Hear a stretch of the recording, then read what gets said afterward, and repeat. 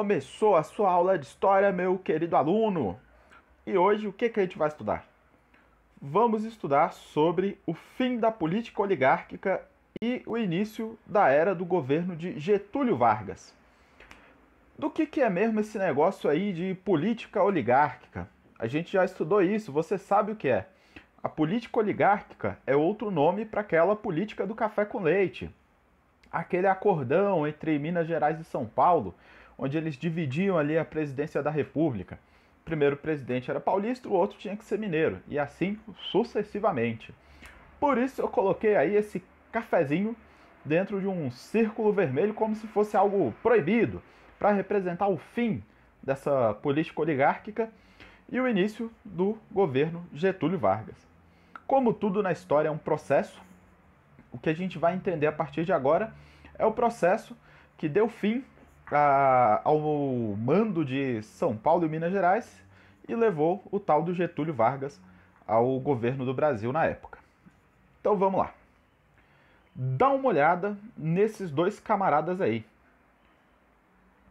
Opa, passei muito. Esses daí são eu, claro, o Washington Luiz e o Júlio Prestes. Quem são esses camaradas? Bom, Washington Luiz era presidente do Brasil, eleito por São Paulo, escolhido por São Paulo para governar o Brasil lá na política do café com leite. O Washington Luiz, pelo acordo, deveria indicar então um mineiro. Porém, o Washington Luiz vai romper com esse acordo da política do café com leite e vai indicar para o governo outro paulista. Qual era o nome desse outro paulista? O Júlio Prestes. Nesse momento, a gente precisa abrir um parênteses para a gente não confundir os personagens históricos que estão aí existindo, contribuindo no mesmo período. O Júlio Prestes era esse político escolhido pelo Washington Luiz, apoiado pelo Washington Luiz, para ser presidente da República lá em 1930, nas eleições de 1930. Um outro personagem histórico com um nome um pouco parecido foi o Luiz Carlos Prestes. Luiz Carlos Prestes não tem nada a ver com Júlio Prestes. Luiz Carlos Prestes era lá o líder tenentista da Marcha Prestes. Totalmente diferente, outro rolê, outra história. Voltando. Washington Luiz, então, vai indicar, em vez de um mineiro, o outro paulista, o Júlio Prestes. E aí, Minas Gerais vai ficar muito chateada com isso e, em contrapartida, vai se unir com outras oligarquias, com oligarquias do sul do Brasil e também da Paraíba, e vai apoiar outros dois candidatos para disputarem aí contra o Júlio Prestes. Esses dois outros candidatos vão ser o Getúlio Vargas, olha ele aí aparecendo, e o João Pessoa como vice. O Getúlio Vargas já era um político proeminente lá do sul do Brasil.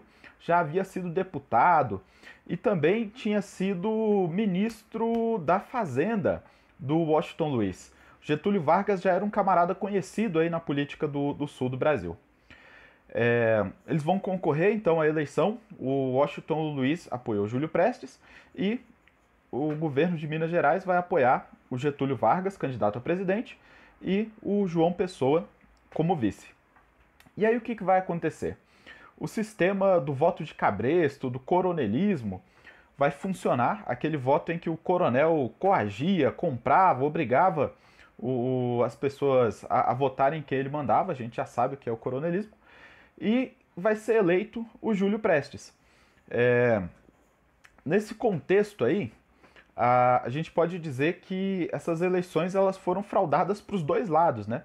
Tanto o coronelismo funcionou para os votos que elegeram Júlio Prestes, quanto funcionou também para os votos que o Getúlio Vargas recebeu. Era assim que funcionava esse sistema. O que vai acontecer logo depois desse período de eleições? O Júlio Prestes vai vencer, porém o João Pessoa, o candidato a vice do Getúlio Vargas, vai ser assassinado lá na Paraíba. Não é à toa que hoje é o nome da capital da Paraíba, João Pessoa.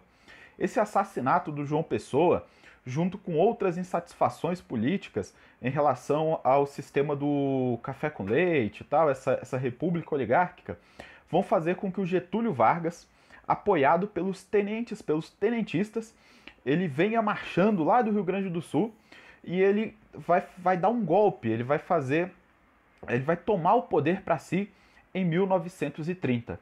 é o período que a gente chama de Revolução de 30, ou então golpe de 30, porque na verdade foi um golpe. O Getúlio ele vai dar um golpe militar apoiado pelos tenentes e vai assumir o poder como presidente da República. Esse aí é o contexto do fim da República Oligárquica, do fim da República do Café com Leite e o início do governo do Getúlio Vargas. Vou ver mais umas imagens só para a gente entender isso um pouco melhor? Se liga aí no Washington Luiz. Vê se ele não é a cara daquele pessoal hipster de hoje em dia, aqueles tiozão hipster que pinta o cabelo de branco. Se liga aí. Vê se não parece. Opa, passei muito. Washington Luiz, tiozão hipster. Washington Luiz, tiozão hipster. Olha só como a moda funciona, não é? Ela fica indo e voltando. E agora tá na moda o mesmo estilo muito parecido aí com o pessoal lá do final do século XIX e início do século XX, de 100 anos atrás. Interessante, né? Já o Getúlio Vargas é esse camarada aí. Olha ele aí. Esse olhar sereno, esse gaúcho lá da fronteira com o Uruguai. O Getúlio Vargas, então, a partir do golpe de 30, começa a governar o nosso país, se torna presidente da República Brasileira, através de um golpe. Mais fotos, mais fotos. Deixa eu me colocar aqui no cantinho. Olha aí essa imagem, olha aí essa imagem. Esse é o Getúlio Vargas, com seu uniforme de militar, cercado aí por esses militares tenentistas. Essa foto representa justamente o golpe de 30, ou a Revolução de 30, como também entrou para a história. E o que eu gostaria de chamar a atenção de vocês aí nessa imagem? Antes de qualquer coisa, essa menininha aqui, extremamente chateada, emburrada, esse camarada aqui que parece o James Bond, e o outro aqui, papagaio de pirata, no ombro do Getúlio Vargas. Beleza. Dá mais uma olhadinha aí nas pessoas, no rosto do pessoal, no uniforme, na roupa. Momento da Revolução de 30. Bom, vamos dedicar um tempinho aqui para a gente conversar sobre isso. Getúlio Vargas de novo aí nessa imagem. Dá uma olhada nesse lenço aí do pescoço dele. Uma referência à cultura do sul do Brasil. Na época, devido talvez ao sucesso, como é que fala? Quando a pessoa é popular, a popularidade do Getúlio Vargas chamou-se de Revolução de 30. Mas a gente não pode esquecer que de fato foi um golpe militar, em que o Getúlio Vargas impede o Júlio Prestes, que tinha sido eleito, de assumir e se torna presidente do Brasil à força. Nessa época, a capital do Brasil era o Rio de Janeiro. Então era lá no Rio de Janeiro que estava o Palácio do Catete, o centro político do Brasil na época. Esse golpe de 30 foi justamente quando o Getúlio Vargas, com apoio dos tenentes, foi lá e assumiu a presidência no Rio de Janeiro. Olha essa foto aí, ó. Na legenda diz o seguinte: Getúlio Vargas no Palácio do Catete em 31 de outubro de 1930, alguns dias após a Revolução de 1930. E é isso aí, pessoal. Foi assim que começou o governo desse camarada. Opa, peraí um pouquinho. Foi assim que começou o governo desse camarada aí, do Getúlio Vargas, período que a gente chama de Era Vargas. Espero que você tenha entendido como é que foi o fim dessa república oligárquica, o fim da República do Café com Leite e o início do governo do Getúlio Vargas. Nas próximas aulas a gente vai estudar os períodos e as características do governo do Getúlio Vargas. É isso aí, um abraço, até a próxima!